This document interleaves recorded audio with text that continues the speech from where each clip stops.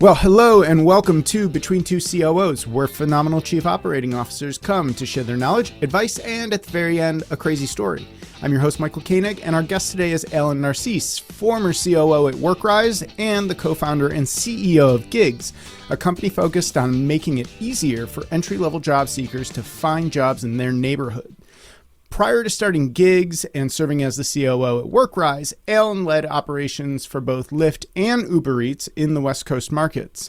Essentially, Allen has spent his entire career helping build the gig economy and connecting folks with new opportunities. So, Allen, welcome. Thanks so much for being here. Yeah, thanks for having me. So let's start off. Give us the backstory. How did you end up focusing your career on building and growing the gig economy and connecting people with job opportunities?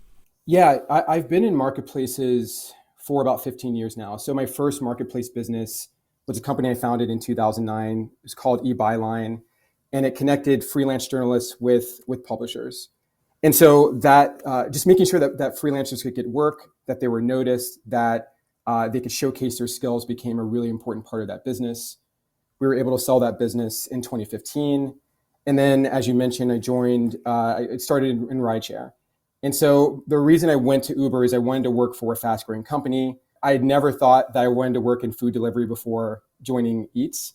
But it was a chance to build a business. It was a chance to be an entrepreneur without raising money, without managing a board, without those aspects. And that was an incredible experience. We started off by delivering literally salads and sandwiches in the back of cars.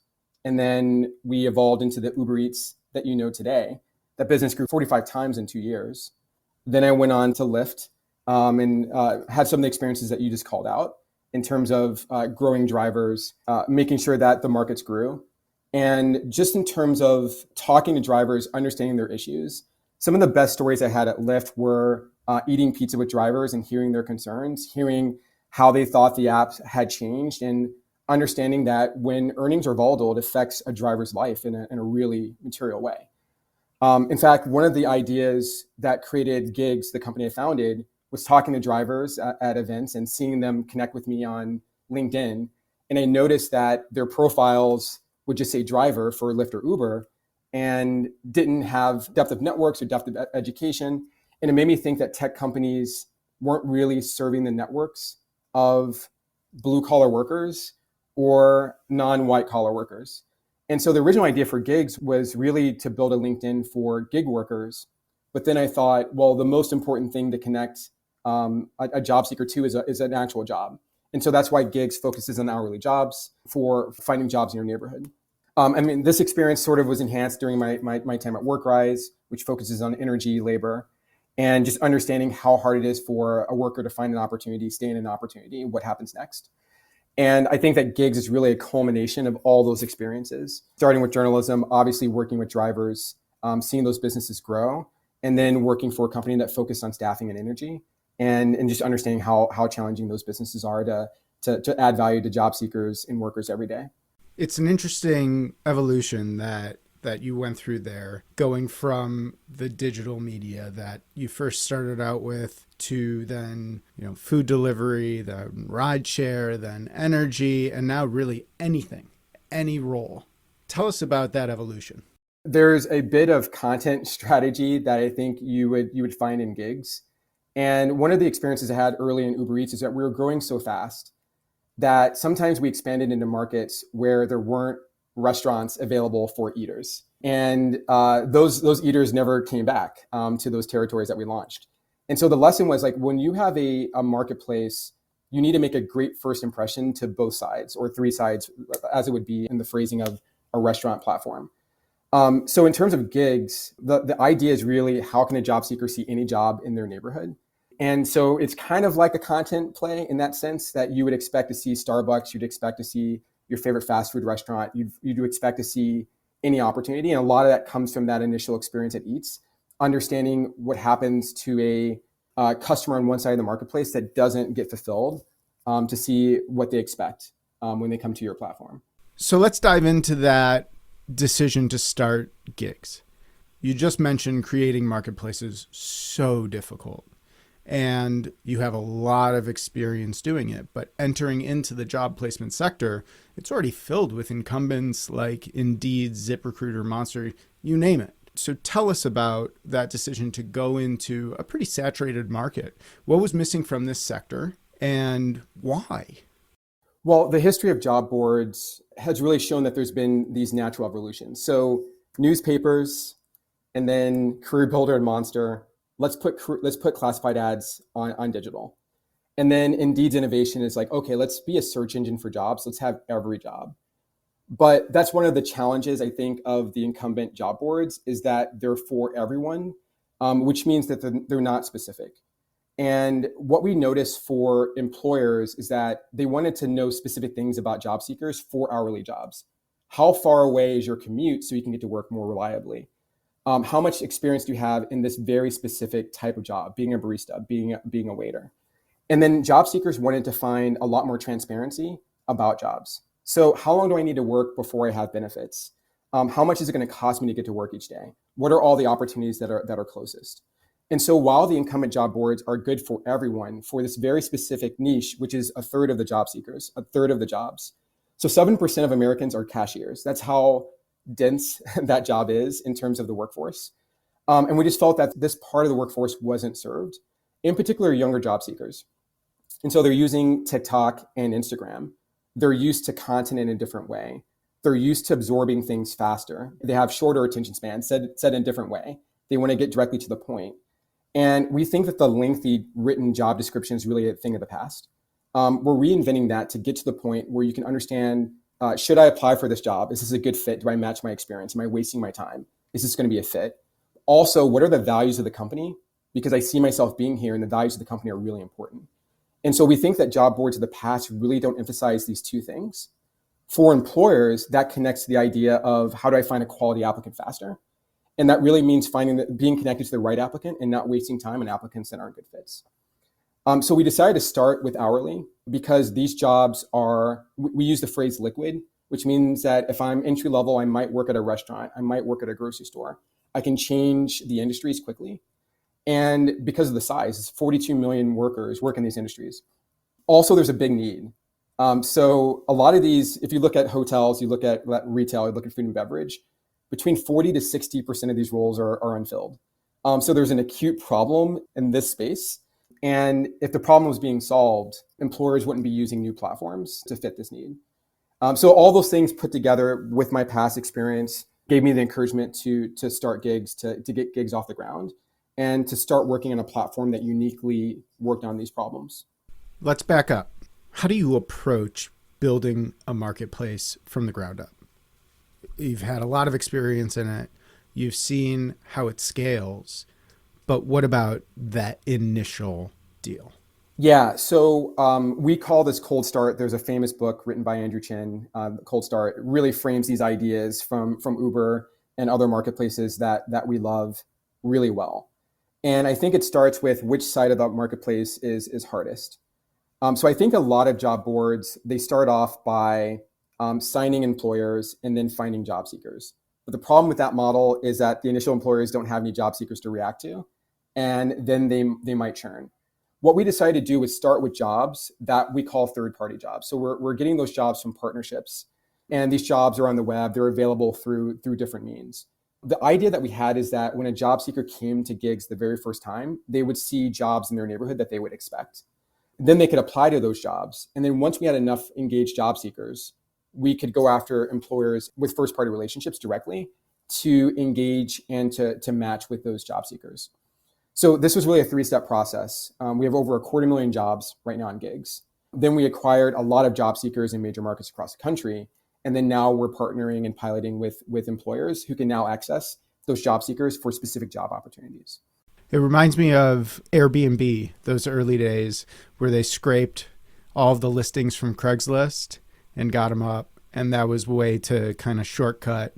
Of course, Craigslist caught on and stopped that, but Airbnb had already struck. It's really interesting. I haven't read Cold Start, but there is the empty room syndrome. So I don't know if they refer to that, right? Where you get into something, you go, I'm the only one around here, especially true in social networks, but also for this type of marketplace.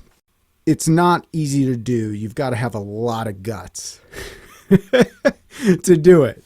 I mean, starting any company is difficult, but to go into that, I wonder if you can tell us a little bit about how your approach has changed for something more general like this. You experienced ride sharing at Lyft, you experienced energy sector at Workrise, but now you've really expanded out. How's your approach changed? Well, you mentioned guts earlier, and I am definitely not alone at Gigs. We have a fantastic team. And what's unique about our team is there's a bit of previous founder DNA, there's a bit of Lyft DNA, there's a bit of Uber DNA in the company. And universally, we have this value called run at the biggest problem, which means have an impact, understand what customers are really looking for, and prioritize that above anything else. And so you're right, in building a marketplace, it's among the hardest businesses to start, especially when you're looking at a multiplayer model, getting value on both sides. But we've seen these problems before. In fact, I was just talking to our marketplace leader earlier, and he was saying this is very similar to when we were running the marketplace for Lyft. And we had to find drivers for certain situations, and we were balancing our markets. That's our comfort zone. And I think that taking that rideshare DNA and all those experiences and applying it to jobs, especially these types of jobs, is going to be really valuable. So it's really about prioritization, problem solving. It is not easy, but what's most fulfilling for us is when one of our gig job seekers gets a job, and we see how many gig applicants are on the road, and employers tell us about the quality that they're seeing. Those are really fulfilling things, and we think that we're just going to scale the business from there and learn more. A big part of this is obviously learning and applying that to your product and to how you sell and how you market. But we're making tremendous progress from there. So now you're a CEO that used to be a COO. In a past episode with Woody Hartman, the COO of Lime, who I know is a friend of yours from your Lyft days, he talked about how his CEO at Lime also used to be a COO, and that creates a unique situation for him to operate in. How has your operations experience shaped how you approach your role as CEO? It's an interesting perspective because I almost think you need a new lens to be an effective CEO. I think the roles are very different. So I was a two-time COO. I co-founded a company. And in my first experience, I helped build the DNA of the company we were building. So my strengths were relative to the CEO strengths. And then we co-built it. But when you join it as a COO to an existing company, the important thing is to embrace the DNA of the company that you're joining and understand that you really can't fundamentally change that. You need to really enable the CEO and the strategy. And there's different kinds, I'm sure you've covered this, but there's a wide variety of COO roles when you're joining an existing company. There's a people leadership role and a market leadership role and a COO helper role. And what I found talking to my peer groups that is one of the challenges is just embracing what role the company actually needs versus what the role that you actually expect. So having gone through all those experiences, I think about that being a CEO. And I think about what is the best way for me to get leverage for this strategy and how do I ruthlessly prioritize for everyone, along with everyone in the company to have impact. And so we talk about winning moves. We talk about what we need to do the best in the industry. And as a CEO, it's my job to make sure that we have the resources and the talent to accomplish those things. In some ways, the job is really simple if you just can accomplish those things. I think my perspective as a COO is you're kind of juggling a lot of different things relative to the CEO and your team. Sometimes you're the go-between between sort of different departments and things that haven't been able to be voiced. It's a very different sort of framework, I think. But yeah, I mean, like what I've sort of settled into is what is going to be the biggest impact for today and how do I position the company and our resources to accomplish that. So you've really taken on those three core duties then of being a CEO, of cash in the bank, great people in the chairs, and then communicating and conveying the vision, it sounds like. Yeah, and if you're doing that job like a COO, it's very different, right? And so I think that's just an important thing to embrace is what is the environment and what does it need and how do you actually adapt to what the job demands for you? In some senses, I think having been in it, it is harder to do that as a COO. You might have expectations of specific ownership or how you like your role in controlling things. My advice for any COO joining an existing company is to really invest in that conversation with the CEO for what the company needs, why they need a COO, and evaluate that answer truthfully to whether or not you want to do that and whether or not you're the right fit. And if you are, it can work amazingly well, and you can grow into that role and have a fulfilling time in that spot.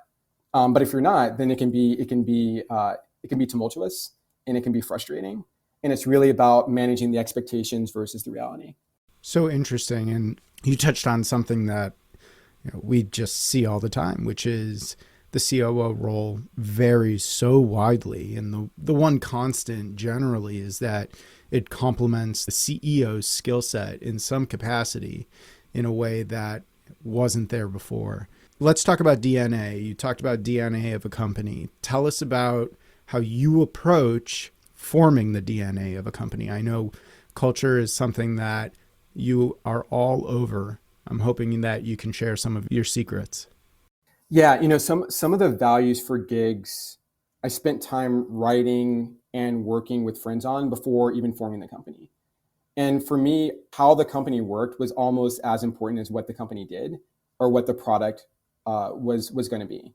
And what I mean by that is it was really important for me to think through how we were going to work. And part of that was just creating the company that I wanted to work at. And that was sort of a realization is like, if there's going to be a company I want to be at long term, maybe I need to make it. And maybe I need to think through how the company functions and how it operates. And so some of the core DNA by design in this case was distilling what customer focus was going to be for us. And so one thing we talk about at gigs is setting the pace. If we're second, customers won't want to use us. We need to be the best in certain things and make sure that we're meeting the plan to be the best at those certain things. I mentioned run at the biggest problem. And this is as much about team communication as it is about customers. What is the thing that's most uncomfortable? And literally run towards having that conversation in a compassionate way, but have the conversation in a way with your team where they can even call me out on things I need to do better that aren't aligned with where we're going in the mission. And also learning. And I think that learning has been something that's constant in my career, that I've wanted to move on to different jobs when the learning has stopped. I want learning to be part of everything that we do, talking to customers, learning from ourselves, learning how to deploy new technology in a way that helps us accomplish our mission.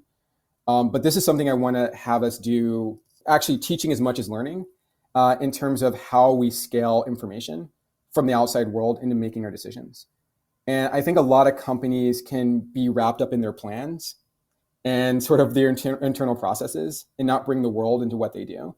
And this even happens, we're a new company, but it happens with us when we think about a product and we have to stop and say like, well, what does the employer want? What does the job seeker want? Let's actually stop what we're doing and talk to them and bring them into this conversation. So job boards have evolved, job platforms have evolved. I think that the one in the future is going to be the one that learns the fastest and the best and can deploy those lessons to its product most effectively. So those things have been cumulative things that I've enjoyed and have learned over the course of my career. And I wanted to put them together. I see the company as being equally part Lyft as it is Uber, in the sense of things I've learned from those experiences and wanting to bring to how we work and how we thrive at gigs. How do you scale information? I think it's by design. One thing that we've talked about at gigs is, should we be an in-person company? And so this is one of our first goals, is actually not working remotely, but actually working in person, almost like the way things used to be. Now, we do have remote schedules and hybrid schedules, but how do we talk every day and how do we set up the format for those conversations? And how do we decide what to talk about?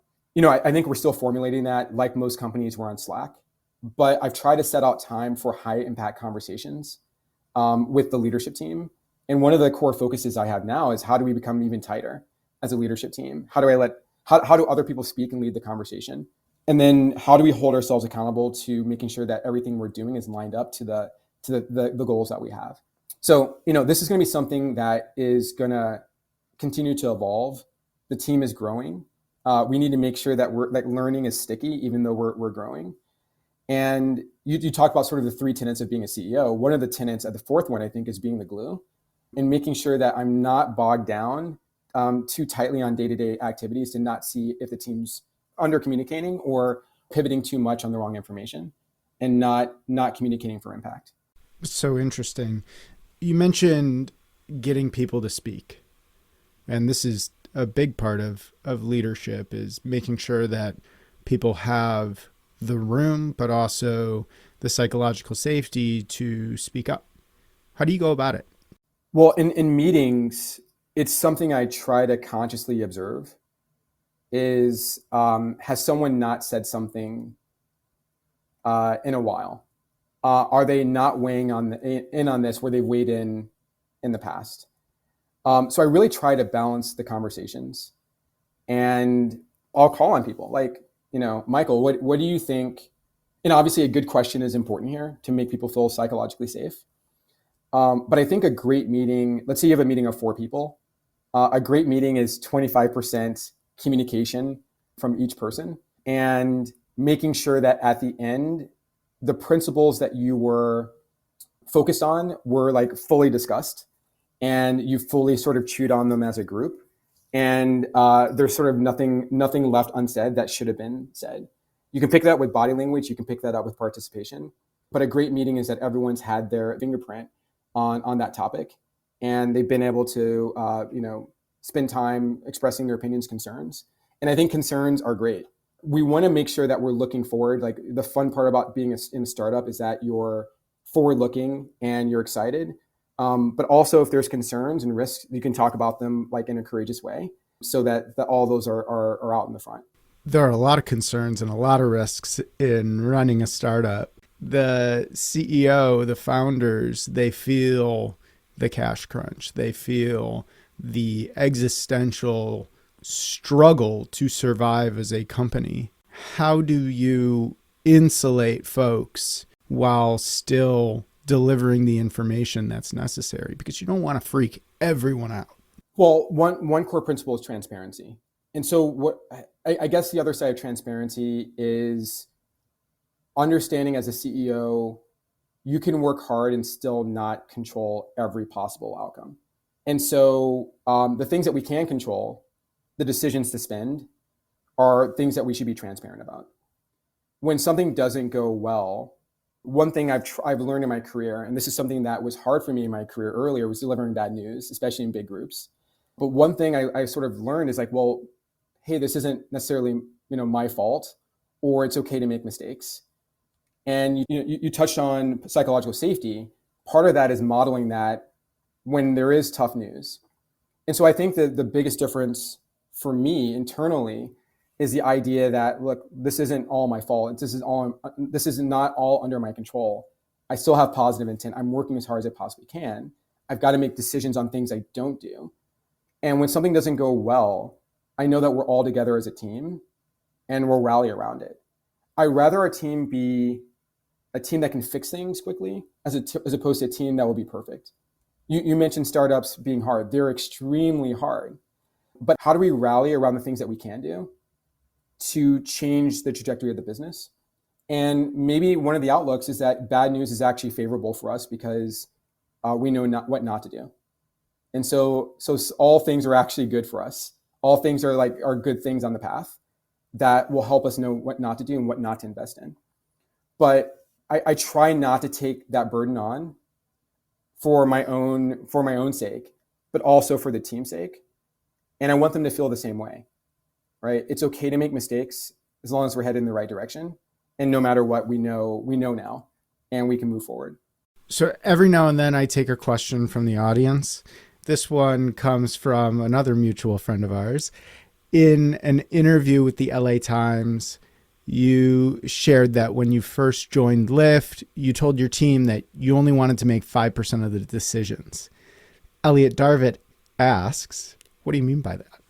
Yeah, I mean, it's in some senses, I think our team should work based on principles without a central leader needing to make the decisions. I think that in my career, one of the reasons I love being a general manager in rideshare is because it had a lot of autonomy. We knew what the direction was going to be, and there were a lot of different pathways. And so I come at this from multiple dimensions. I don't know all the answers. I don't want to make all the decisions. If I make all the decisions, it's going to impair the company. The company's not going to be as successful. This is why we're hiring really talented, creative, ambitious people so we can use their ideas. So the system has to be based on them enabling their ideas. My job is to help make those ideas better, help shape them, make sure they're aligned, make sure these ideas are resourced. But I think the best possible job is where there's true ownership and what you can create. And then you can look back and say, I did this. I had this impact. I navigated this issue. And the amount of decisions we're going to make at gigs are going to scale rapidly. The system won't work if we don't have great decision makers at every level. So back to, we talked about learning, we talked about ownership, we talked about autonomy. I think all these things come together in how you build a great company. And ultimately, I want a company that makes great decisions by letting people know that it's okay to fail and then just recover from those things if they don't work the way that we thought they would. It's not easy to do. That's not easy to create. I mean, how do you approach it? Yeah, one thing I've noticed is the values of the company that you set out for need to be woven into almost everything you do, and particularly hiring. And so let's say that ownership is a really important characteristic of someone that we want to hire at gigs, which it is. One of the things I've learned is we just need to ask questions about what we think ownership is and make sure that we're bringing in folks that have demonstrated that in the past. This is really about sort of just laying out expectations in the very beginning. These are mutual expectations. How is the company going to operate? How am I going to operate within the company? What does the company expect of me? These things kind of come together. But the things that are important to us, we're going to repeat them. We're going to talk about them from the very first conversation with the candidate. And then there's a parallel to kind of how you're going to work. So I guess the other thing I would add is I think a big responsibility of the CEO is not to fill in the gaps sometimes. And so if you're working with a teammate and they've got an arc that they're working on, don't jump in. Just make sure you're speaking clearly about what the vision is for that idea. Make sure you understand what the leader is going to be driving towards, and then let them do it. You mentioned it's hard to do, but so much of the difficulty is actually letting go and not jumping in and not thinking you have the right answer and not thinking that you have to be heroic to make the company work, because it actually won't if you do jump in, right? And so I think all those things come together, but it's me embodying it and also making sure that I enable it for my teammates. So there's a certain amount of coaching then in your approach to enabling those teammates, but it's kind of done from the side in that case. Is that accurate? Yeah, I think the strength that I need to deliver for gigs is coaching. It's small tweaks, it's big tweaks, but the leader is the player. They're on the field, they're making the decisions, they're in the game. And they're the one celebrating the touchdown, and I'm the one celebrating with them. Could have been a basketball analogy. But it is a partnership. And the folks that we have working at gigs, I am so lucky to have such a great team to work with. I want them to go all the way, and I'm a fan of theirs also. And so to be the best possible resource for their growth, their learning, their ownership, their development, it's critical. It's critical for the company too, but it's also critical that I'm beside that path just to make small tweaks. If there was a fifth thing that CEOs need to do, I think it's this active coaching piece. And it's something I've prided myself in my entire career. And it's something I'm still learning a ton about every day. What have you learned so far? How do you approach active coaching? It's not easy. One thing I'll note is I think, just speaking from personal experience, when you work in a big company, there are important projects, but the stakes don't seem as high as when you're in a startup. Because when you're on that launch pad as a startup, small angle differences seem to make a really big difference. And so one thing I've learned in my first startup, I'm still learning this, is it was really hard to balance the doing and the leading because there's so much to do in the company, right? You have to create all this infrastructure and you have to close the big deals and you have to manage your investors. This is still a challenge because there's still a lot to do at gigs, but it is really important to consciously control the doing versus the leading part. Because your job, and we talked about this with respect to COOs, your job is to to lead. And it is much more, it's higher leverage, much more valuable than the doing part, even if the doing doesn't get done. So that's really something I've embraced is if I'm doing too much, I am not serving my team well. I'm not leading the company well. And it's something I focus in on and something I evaluate and something that I try to reposition and reassess. Like every time we have a stand up or every time we're having a group meeting or I have a one-on-one of like, all right, am I at the right leverage point? Am I at the right altitude to help the team? I love that. Kind of taking a step back and saying, okay, am I doing too much? And taking that as an active action that you want to do. I have a bunch of things written on my computer and my monitor, like little notes to one of them's stop and think. Another one's keep calm. The last one here, what would Obama do? Because he's always so cool, calm, and collected. I think this one's going to be, am I doing too much? I love that. I'm going to incorporate it. I'll let you know how it goes. Yeah, and there's a emotion that goes with doing too much. That's really kind of the signal. It's like a tension, right? Like how am I going to balance all these things? And it's a narrowness that I think comes with that feeling. The other feeling of leadership is scale and like speed, agility. It's looser and it feels better. And so that's kind of the signal for me is this like how am I feeling about this? Am I overwhelmed on the wrong things? And by the way, one of the reasons to make a startup is to work on things that you want to work on, that you think are the right impact. Like that's, you mentioned active decisions. That's an active choice, right? So have you designed that task, that responsibility? Is it important? All those things factor into knowing if you're at the right altitude or if you're doing too much. Let's shift gears and jump back into hourly jobs. According to a report from Georgetown University, the Center for Education and Workforce, 23 million jobs were lost during COVID. And not all of those roles were filled during this post-COVID boom that we've come down from. Now, you wrote that there are over 80 million hourly roles to be filled in the US. How do we fill them all when we couldn't fill all of the 23 million that were lost? Yeah, I mean, this is one of those things that I think is better to perfect. There needs to be clear progress against these things. And when I speak to employers, when I speak to medium-sized businesses, small businesses, they say that they have problems finding qualified applicants. But when I speak to job seekers, they say it's hard to get a response from companies. So our belief at Gigs is that this is really an information and matching issue. How do you find the best job? And we're only focused on hourly jobs. We're not focused on the entire labor force. But for these very important roles that we all interact with, as a job seeker, how do I get the right information to know every job in my shopping center, at my mall, in my neighborhood, around my campus? And what are the benefits? What are the pay ranges? What is a day in the life like in the job? Our angle is that we want to make information a lot more easy to access and transparent. Ideally, Gigs does solve the problem completely, but I think we can make progress by making sure that workers and job seekers are empowered to know what jobs are available.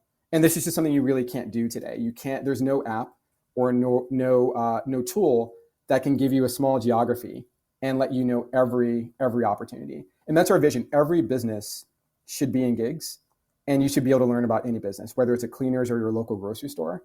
You should be able to put yourself on a wait list. You should be able to understand how much they pay.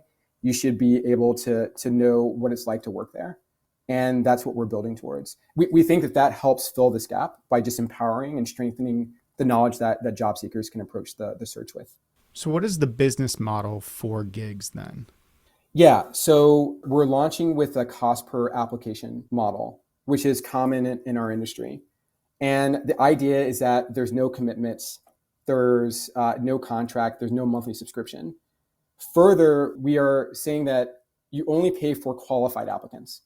And so let's say you have a job description where you're looking for someone to work as a chef, years of experience, specific restaurant experience, inventory experience, knife skills. Those are the requirements. And what we're guaranteeing is that we're finding you job seekers that match that, or you don't pay. This is a big challenge for employers now because they're getting a lot of volume from the incumbents. But what we're hearing is that, well, half of them don't have experience at all in our industry. And a big reason for that is the incumbents have made it so easy to apply for jobs that job seekers without high intent or without qualifications are applying to those jobs. Ultimately, that doesn't serve both sides. Job seekers who are qualified aren't hearing because they're so far in the chart, they're so far in the depth that employers don't have time. And then employers, when they are going through applicants, aren't finding applicants that are the ones they're looking for. So we want to reduce the noise and we want to give confidence to both sides that a good match is going to happen. It's an easy business model to sign on to. There isn't a huge commitment. There isn't any sort of minimum that I have to hit. It seems like a pretty easy way to get folks on board and just kind of, it's almost like a free trial. I love it. Yeah, employers have been excited about it, and they've been willing to partner with us to help us understand what quality means, but also let us know how we can do better. Comes back to the learning idea. We want to learn along with our customers, and when we're where we want to be, we're going to be the quality provider in this space, and that's what our brand and our product is going to bring forth for employers that are looking to solve this problem. Okay, shifting gears back to the macro, back to the big picture. MIT and Boston University released a report that automation and AI have the potential to replace as many as 2 million warehouse and manufacturing jobs by 2025. That would add to an already substantial labor market. And aside from the obvious economic impact on the folks that may lose their jobs, there are also societal and political consequences that we've seen play out since the start of automation back in the auto sector. As someone who has had a front row seat in the gig economy for the past 14 years, I mean, what are your thoughts on this?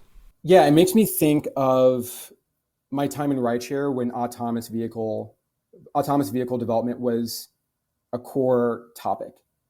And so just going back, both rideshare companies in the States made big investments in AV. They were public.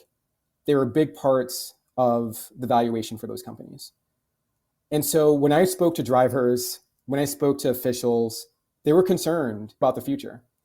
And so we kind of had to hold two ideas. And so like, how did that turn out? Well, AVs are still not on the road, and that technology is still somewhat far away. But today, important stakeholders are concerned about their position. So I think a perfect execution of this is better communication along the way to stakeholders of what's going to happen to them. And I think like the same thing is happening in the white collar space. So in venture, we're talking about AI, and this is happening at the same time of these really significant layoffs in tech. So if you're a marketer, if you're an engineer, what's the future for you? This is certainly, you call this out in terms of hourly workers, right? So when there's 2 openings for every worker, we should expect businesses to try to find innovation to make processes work without losing revenue. But some of these technologies are far away, right? So and I mentioned cashiers are 7% of the labor force, but what happens when we actually automate some of these processes? And we see companies doing this now. We need to lay out a map of what this looks like. I think the future is happier and more fulfilled workers, but the pathway to get there is going to be a challenging one. So Gigs is here to help start the short-term aspects of it. But I think you're 100% right. This pathway has got to be explained so we know how this ends up, or at least we're participants in how this ends up, to make sure like the society on the other end of this is still a strong one that provides good options and good health to the labor force. I saw just another article that recently Tesla is going to be introducing even more automation, particularly, at least the positioning is around replacing dangerous jobs with robots. So it's ever present and it's ever growing. It's really interesting. And perhaps once the hype around ChatGPT dies down a little bit, this will start to make the headlines again. Yeah, or maybe we're at a transition that we're at the beginning of. That's like the Industrial Revolution or the Internet Revolution. It's important, just like almost like a macrocosm of what we talked about with leadership. We've got to be conscious going through this and making sure that these changes don't happen to us, but we affect them in a positive way. But what I've heard industry experts talk about is the pace of change being what's different about this. So just to your point, we've got to go into this eyes wide open. I love it. Okay. I feel like I've said I love it a lot more than I generally say. I'm enjoying the conversation, clearly. Okay, last question. We've all had those moments where we're in a leadership capacity, and whether you're CEO or COO, and something comes across your desk and you're just like, that is absurd. I never thought I would see anything like that. I can't believe this is happening. Do you have a moment you can share? Yeah, I do. So I think this is my third week at Eats. I got a call, I was in a meeting, got a call, it's an inspector. And he's saying like, hey, what is this operation? We're shutting the whole thing down. So I just joined Uber, had no idea who this official was, had no idea what was going to happen next. A lot of things happened in between, including a lot of conversations and a lot of reading of the regulations around this. But it turned out to not only do we grow Eats into a huge business with the approval of these officials, but I actually joined a food waste council to help the city solve these problems. I think the lesson in between was transparency. And so if you do the right thing, you don't really have to worry. And if you explain it, even if it's new, you can bring people along. I've had a couple of experiences in my career with my first startup where I've had challenges getting approvals from local officials. These things don't always work out, but in my case, they have. And that's always been my strategy, is just be approachable, be transparent. And I think that people get a sense for when you're being defensive or hiding things, and you're actually working with a person across the table, and to remember that. That was an epic story. At the time, it seemed as existential, but now it's just like a confidence builder that you can make it through things, even when you have these unforeseen challenges. Oh, for sure. Everything gets compared in that light where it's like, oh, this is nothing. I've got this. I dealt with crazier things in the past. No problem. This is a walk in the park. Well, Allen, thanks so much for joining. Where can people go to keep up with you and keep up with gigs? So we're at getgigs.co. That's the website for gigs. And then you can follow me at Allen Narcisse at Twitter. But yeah, thanks for the time. This is a great conversation. I appreciate it. Well, there you have it. Thank you for listening to Between Two COOs. I'm your host, Michael Koenig, and a very special thank you to Allen Narcisse for joining us. Tune in next time for our next COO chat on Between Two COOs, and be sure to subscribe on Apple Podcasts, Spotify, or wherever you listen to podcasts so you never miss an episode. Just visit between2coos.com for more. And if you have a minute, please leave us a review on Apple Podcasts and tell others about the show so they can get great advice from phenomenal COOs, or in this case, CEOs. Thanks for listening to this week's episode, and tune in next time. But until then, so long.